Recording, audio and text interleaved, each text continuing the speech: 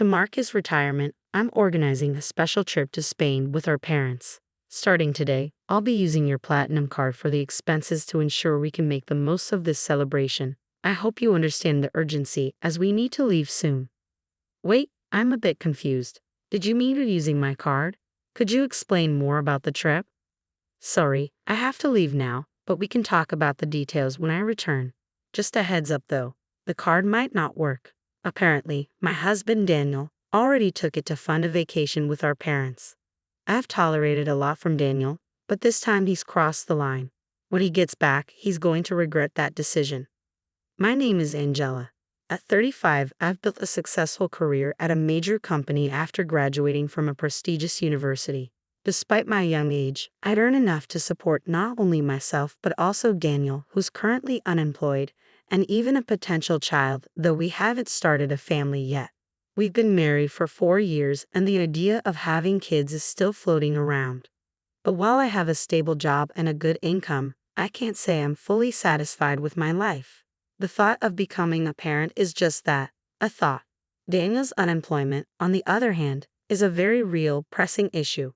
Tonight, I'm not hungry because I snacked earlier, but that's trivial compared to Daniel's job situation. He didn't even go to the interview he had today. Instead, he stayed home browsing job sites. Daniel left his last full-time job over a year ago, and since then, he's only worked temporary part-time gigs, quitting each one after a short stint. He's currently looking at both full-time and part-time options, and I keep pushing him to focus on landing something permanent. I know timing is important, but I really wish he would find something stable soon. I know I can't push him too hard. He had a bad fallout at his last job due to a disagreement over work policies. At first, his coworkers supported him when he challenged his boss, but as tensions rose, they all sided with the boss, leaving Daniel isolated. Feeling betrayed and unsupported, he couldn't continue at the company and ended up resigning. After that, Daniel withdrew into himself. He spent weeks locked in his room, barely engaging with anyone. Slowly, he started to come around, helping out around the house, though his smiles never quite reached his eyes. After 3 weeks, he began job hunting again with a sense of optimism, determined to start fresh. But the process was harder than either of us expected. Despite his efforts and qualifications, rejection after rejection poured in, which Daniel believes stems from the bad blood with his former employer. Every rejection took a piece of him, leaving him disillusioned and questioning his own worth. The frustration built up. One day, I came home to shredded resumes littering the living room floor. It was clear that his latest interview hadn't gone well. I tried to approach the situation gently, suggesting he clean up the mess. That's when Daniel told me he was thinking about giving up on the job hunt altogether. He said there was no point. After all, we could live on my salary alone.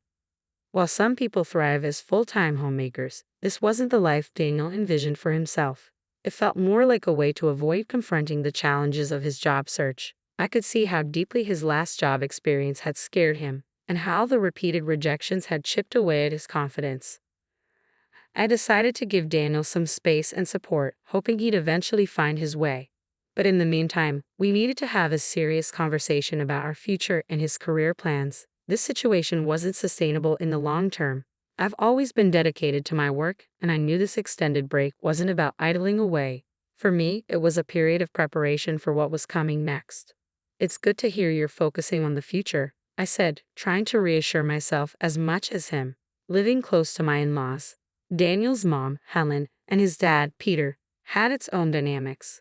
They began visiting more frequently after Daniel quit his job, probably out of concern. When they heard he was gearing up for his next career move, they seemed visibly relieved, but the reality was different. "The beer's running low. Can you pick some up on your way home?" I asked one evening. "Again? You're drinking too much. Maybe try to cut back a bit," I gently suggested. "Fine, I won't ask again. I'll just get it myself," Daniel snapped, his tone sharper than usual. Despite the appearance of preparing for a new job, Daniel wasn't making any real progress. His days were filled with TV and beer, and I could tell he was embarrassed about his unemployment. To protect his pride, I chose not to disclose the full extent of his inactivity to his parents. After more than 4 months without any job hunting activity, I realized it was time to address the elephant in the room. "Daniel, maybe it's time to start looking for work again. You seem more settled now, I ventured cautiously. What?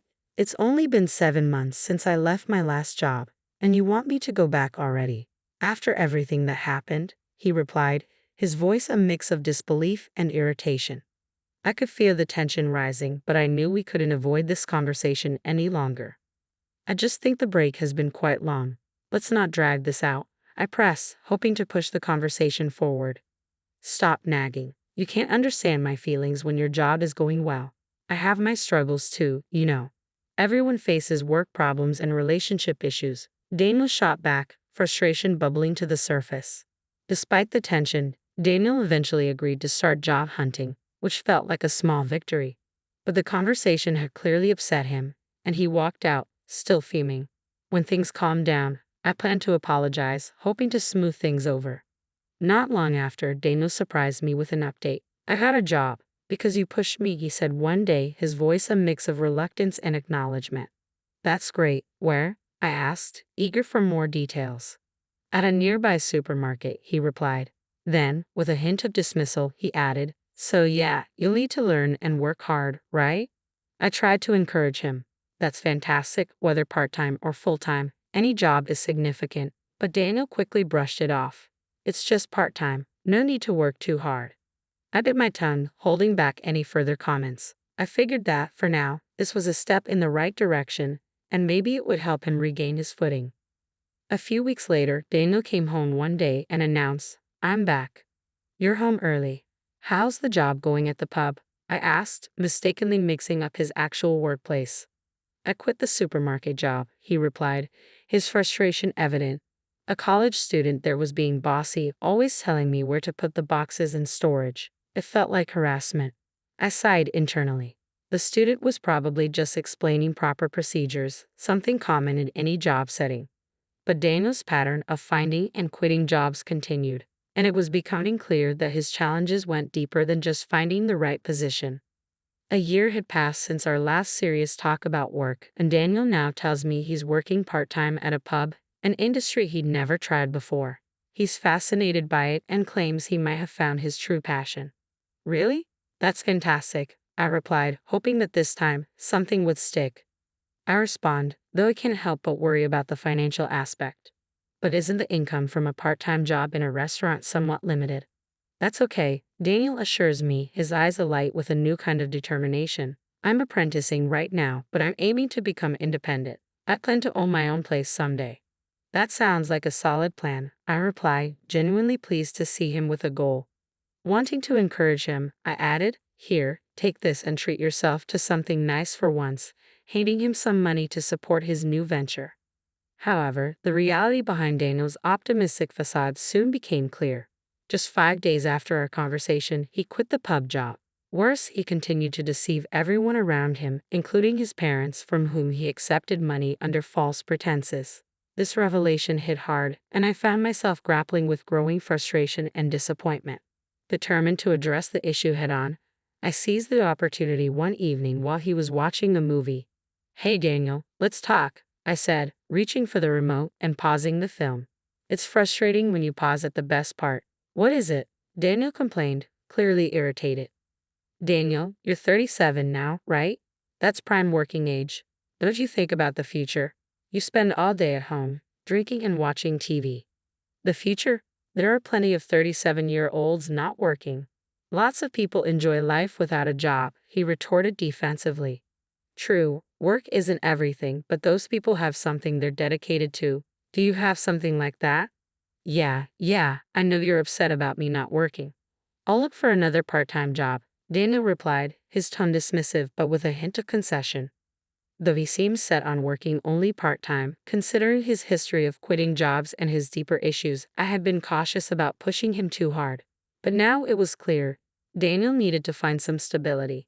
Then, one day while I was at work, I received an unexpected text from Daniel. Dad's retiring, so we're going to Spain to celebrate. Starting today, I'm borrowing your platinum card. We're going to enjoy ourselves on your credit card. Alarmed, I stared at my phone, unsure of what to do next. I call him immediately.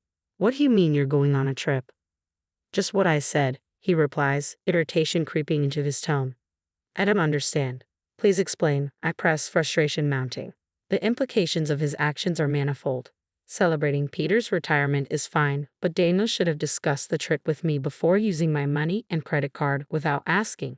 The thought that he might have told his parents he paid for it himself, using my credit card no less, only fuels my anger and sense of betrayal. This situation serves as a stark reminder that despite some steps forward, we still have deeper issues to confront. Daniel's recent actions highlight a significant moment in our ongoing struggles with responsibility and communication. As we discuss his upcoming trip to Spain, something he said caught my attention. You mentioned borrowing a credit card. Do you mean the one from our house? I ask. Yeah, why? He replies nonchalantly. Daniel, I own a platinum credit card. Contrary to popular belief, it's not just for those with high incomes. Factors like credit history and stable income play a part. It's possible to secure one in your 30s despite its high annual fee. I value the benefits and points it offers, but that card was supposed to be in my wallet. So you took the credit card from home. I press. Yeah, so I'm counting on you for the payment. Daniel responds, a bit too cheerfully for the situation. His casual demeanor and eagerness to leave make it clear he thinks he has everything under control, but the truth is about to complicate his plans significantly. What are you waiting for? We need to leave, he urges, eager to get moving.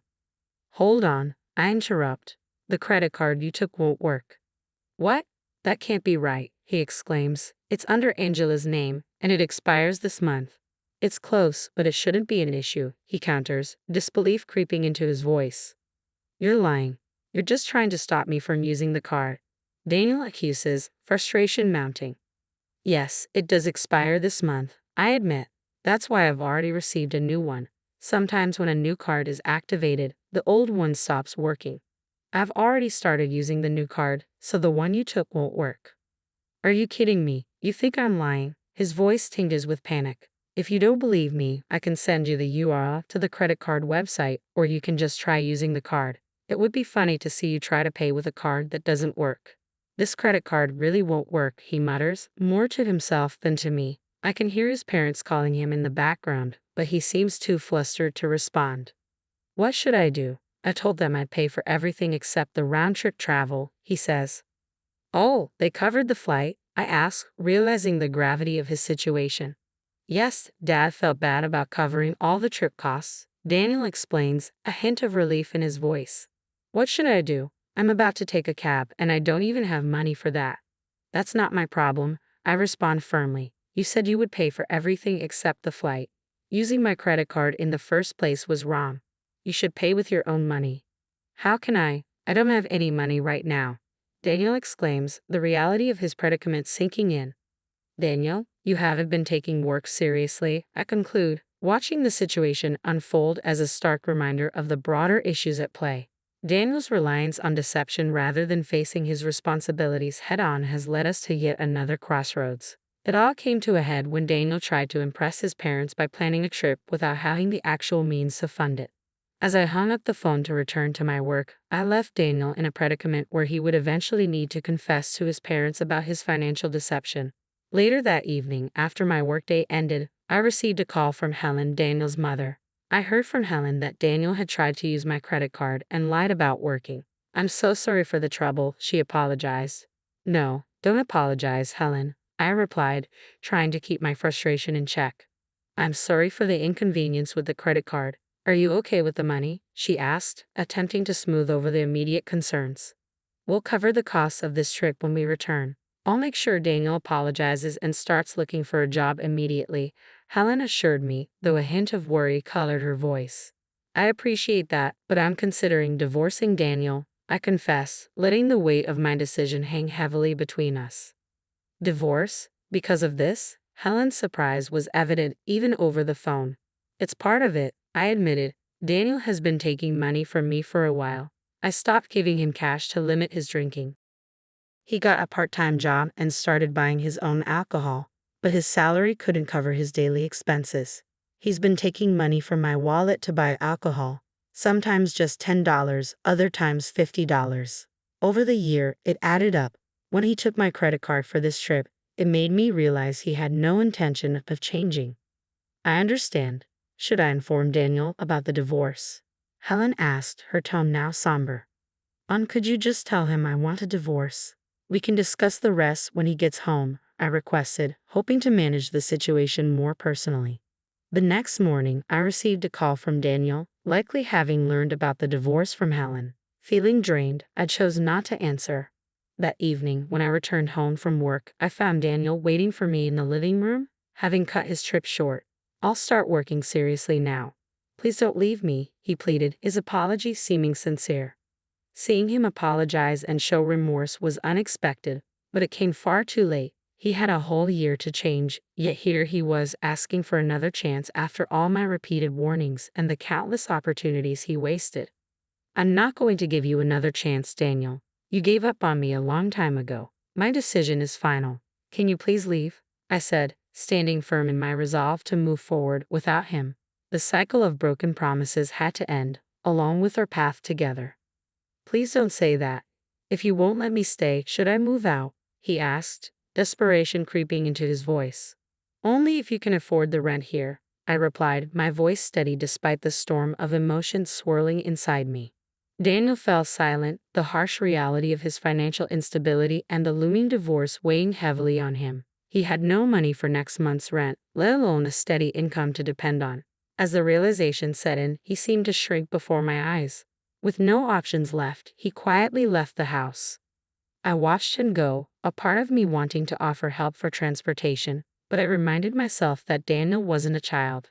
He needed to manage his affairs. It was a sad moment, seeing him depart under such strange circumstances. Later, after Daniel had gone to his parents' house, Helen called me. They had let him stay for the night, but told him he must leave the next day.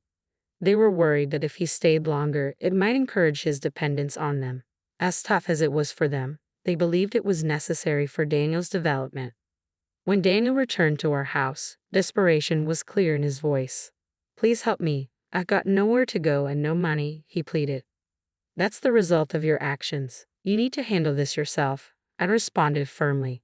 Over the past year, all Daniel had done was neglect his responsibilities and do as he pleased. It was painful but necessary to deny him entry, turning him away right at our doorstep. The divorce proceedings, though tense, were expedited with the support of his parents. I'm not entirely sure what became of Daniel afterward. He's likely still hopping from job to job, crafting excuses for his situation. I thought I would feel lonely without him, but I didn't. His presence had been a constant source of stress, always walking on eggshells to avoid upsetting him. Now free from the need to accommodate his whims, I've been living more comfortably. Unknowingly, our life together had become a burden, one I hadn't fully recognized until he was gone.